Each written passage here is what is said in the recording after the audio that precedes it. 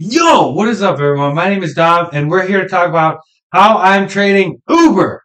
So, disclaimer: this video is for educational purposes only. The statements made in this programming are solely the opinion of the show. They are not a specific inducement to make an investment. One must perform their own due diligence and realize that all investments carry risk. There's no guarantee of profit. Okay, so I want to talk about Uber here. Now, Uber, if you don't know what it is, it's a ride-sharing company. I hope everybody who's watching knows what Uber is. So the stock is trading at about $37.96, $38. They just had earnings, really good earnings. We'll analyze that when we take a look at the chart here. But if you take a look at the options chain here, there were some institutional traders coming in and buying some of these June 2nd, 39.5 calls here. About 9,000 contracts trade, open interest of about 2,400. We know that those orders were opening orders. I came to the conclusion that they were buys. So I like that these people are buying short-term calls here.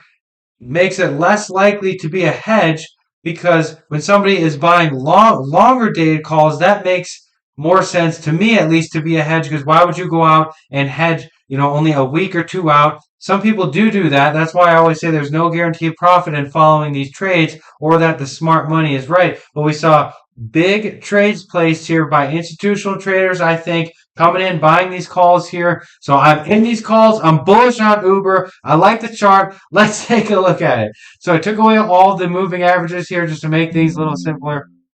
And my PC is running low. Just so everyone knows. So if you take a look at the chart here, it has not been a great run for Uber ever since going public. I think it's still below its IPO price. Although it's coming up to that around this $40 level here. So if we zoom in a little bit here and just look at, so if we switch to a one day chart here, Uber has been in a downtrend for quite some time here. You can just draw some lines here, just a quick analysis here, and you can see we came to that downtrend line, we failed, and we broke out. We kind of dipped back below it then, but right here I would say is the breakout of the downtrend here. So you can see we had a nice downtrend from about 64 all the way down to $19.